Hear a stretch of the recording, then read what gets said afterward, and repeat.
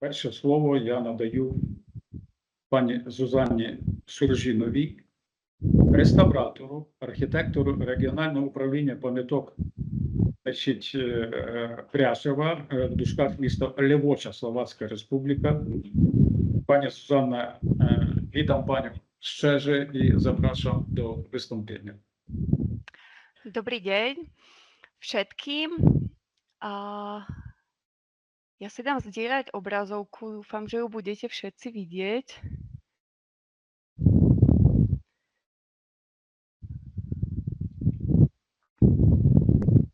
Dobrý deň ešte raz všetkým. Moja dnešná prezentácia bude hovoriť o urbanistickom a architektonickom vývoji Levoče a o ochrane hlavne teda historického urbanizmu a parcelácie.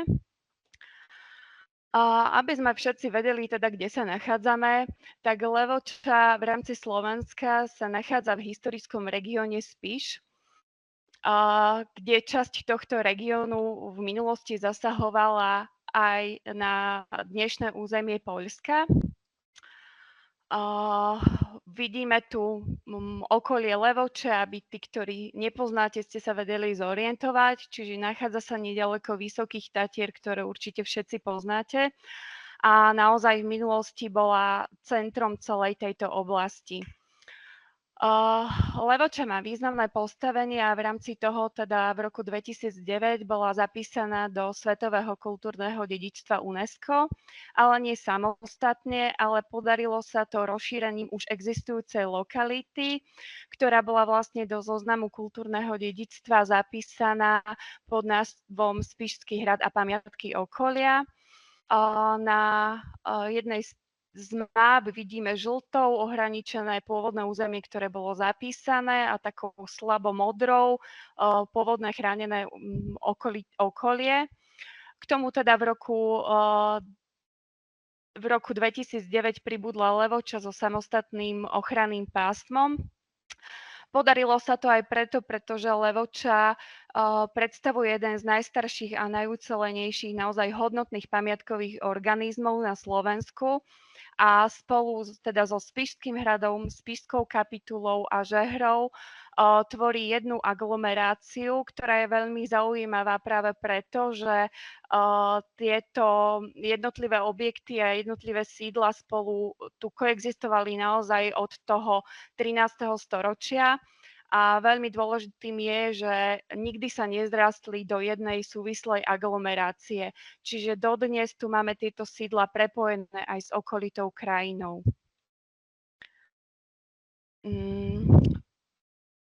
Levoča ako taká nevznikla naozaj na zelenej lúke, kde nebol zásah človeka. Vieme, že v Európe máme v podstate 3 typy sídel. Levoča je ako keby takým prienikom všetkých troch, lebo sa tu nachádzali staršie osady práve slovanského obyvateľstva ešte z čias Veľkej Moravy. Na tejto mapke podľa pána Javorského vidíme, že v 13. storočí sa na území dnešnej Levoče nachádzalo viacero osád. Najvýznamnejšie boli 3. Veľká slovanská osada, ktorá sa nazývala Kacvingel, ďalšia bola lokalita pri Podkove a posledná bola tzv. Lokalita Vojenské cvičisko, kde bol aj kostol svätého Mikuláša, ktorý zanikol v 15. storočí. A môžeme povedať, že toto bola najdôležitejšia predchodkyňa dnešného mesta, pretože naozaj bola pri križovatke dôležitých ciest a vieme, že teda fungovala ako trhová osada. Veľmi dôležitým fenoménom, ktorý ešte zasiahol do celého tohto územia, je poloha pútnického miesta, ktoré fungovalo už od 13. storočia a napájala sa na to vlastne aj chodníky pre peších pútnikov. Čiže neboli to len dôležité obchodné cesty, ktoré smerovali od Spišského štvrtku cez dnešnú Levoču smerom na Hrhov alebo Stará Hrhovská cesta, ale práve aj pešie chodníky, ktoré slúžili pre pútnikov. Prečo si kolonisti vybrali práve túto polohu, je úplne jednoznačné. Je to veľmi dobrá strategická poloha, pretože Levoča leží na takej plošine, ktorá je z dvoch strán chránená prírodným zlomom. Čiže vidíme, že zo západnej a severnej strany je dodnes chránená prevýšením, ktoré presahuje 30 metrov. A zároveň celý pôdorys kolonistami založeného mesta dodnes práve ovplyvňuje geomorfológia okolitej krajiny a terénu.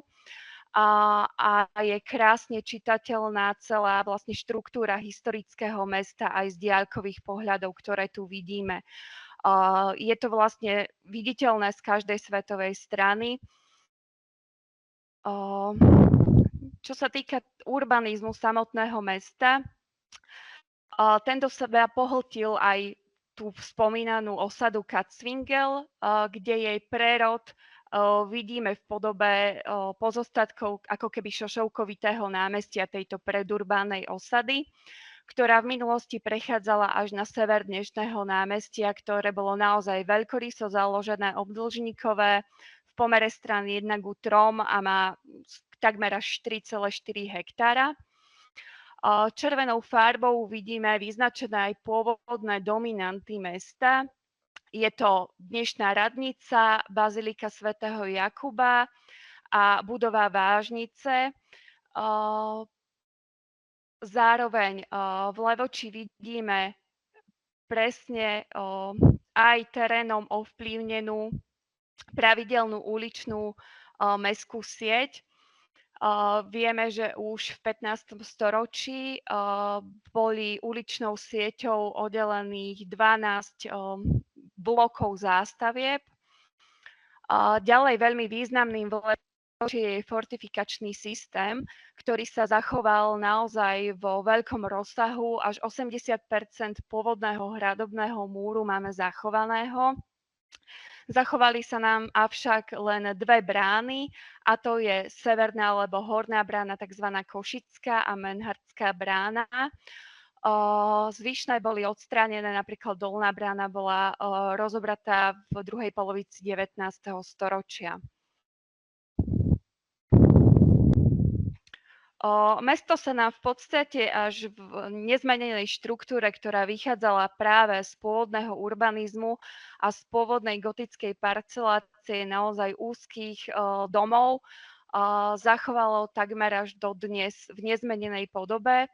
Tu vidíme mapu mesta z roku 1845, kde je vidieť aj rozsah vtedajšej zástavby, celého fortifikačného systému s predsadenými bastionmi.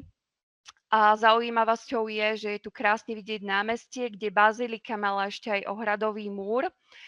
A v mieste dnešného evanielického kostola máme stavbu mesiarského trhu, ktorého pivnica je práve dnes pod kostolom. Tu máme parcelačný protokol Levoče z roku 1869, kde je pekne viditeľné, že práve to 19.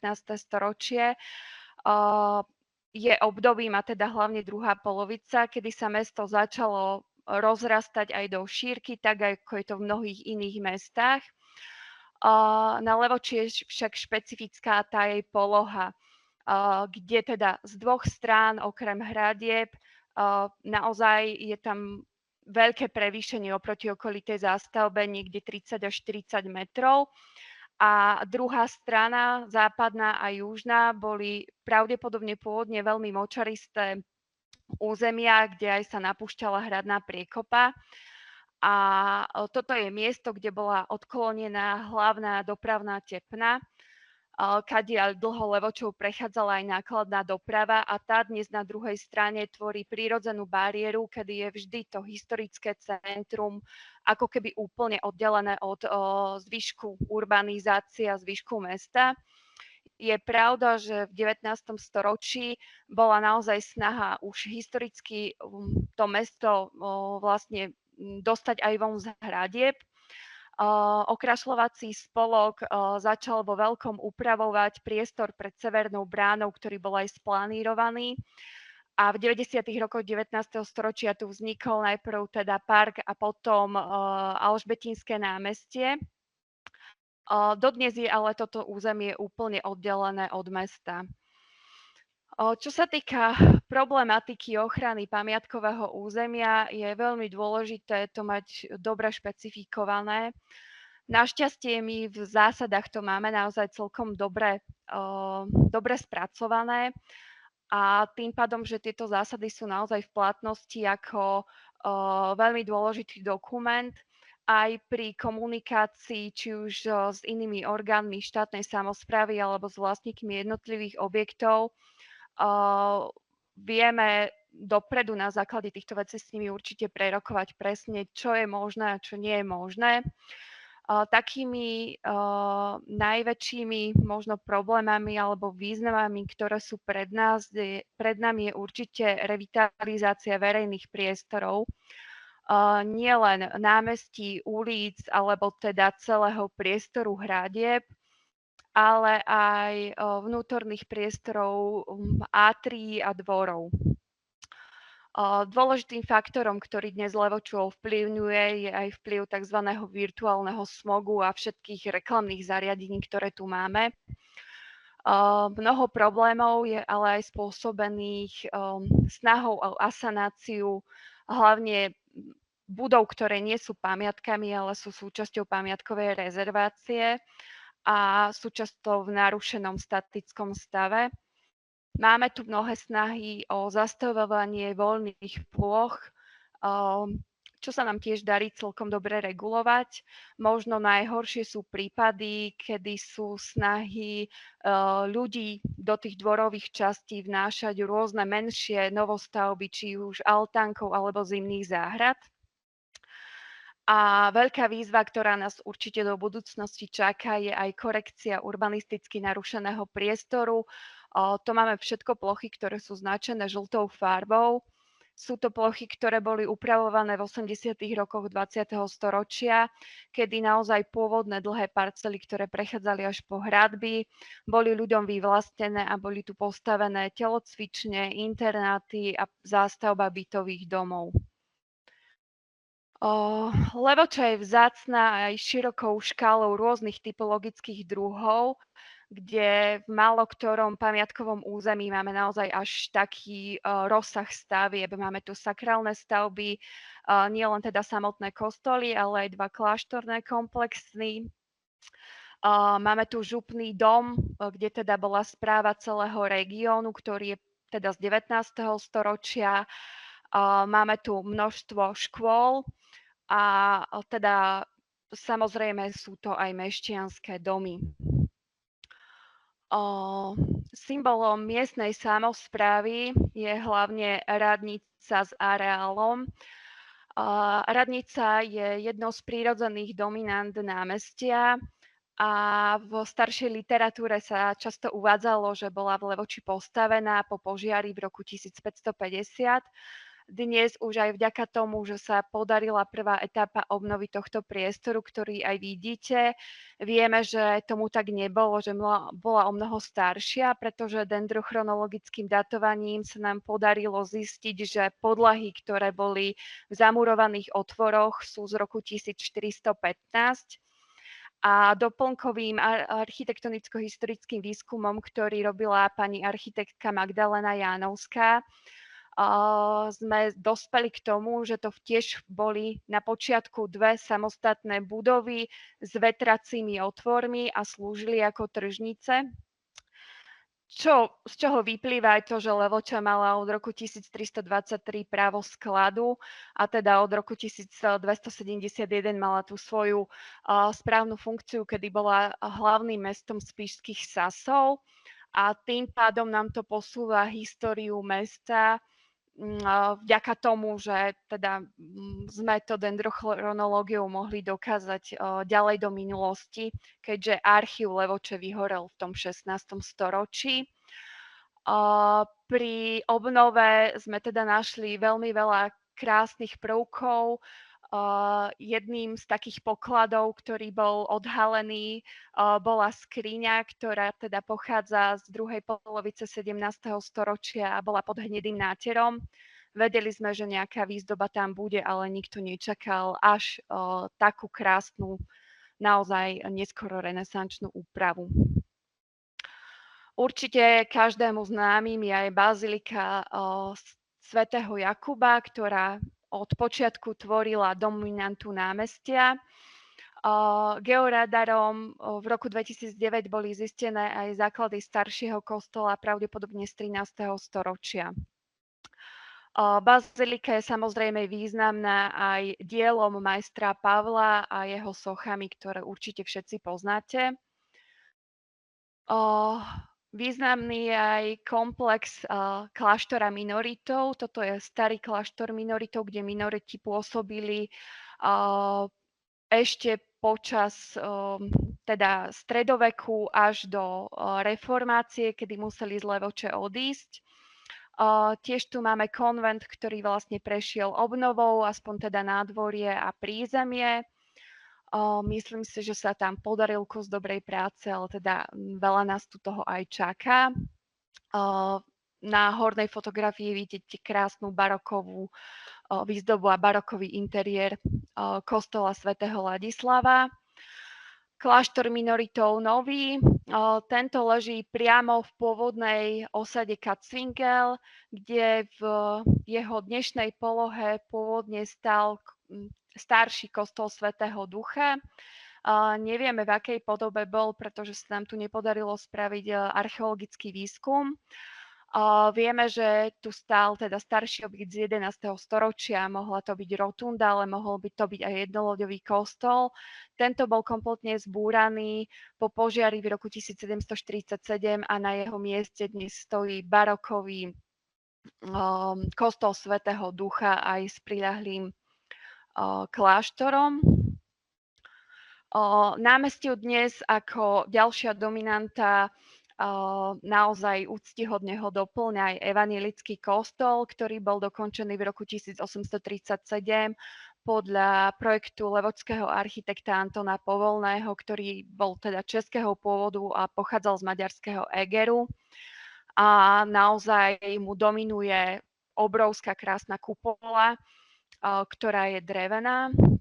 Dôležitým v Levoči je aj systém opevnenia, čiže fortifikačný systém, ktorý naozaj je zachovaný v rozsahu tých 80% a čaká nás vo väčšej miere jeho obnova.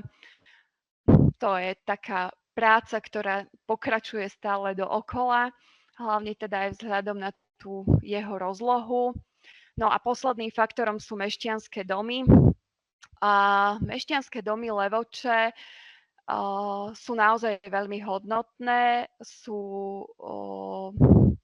veľmi rôznorodé, ale každý jeden z domov na námestí bol pôvodne postavený ako väžový dom.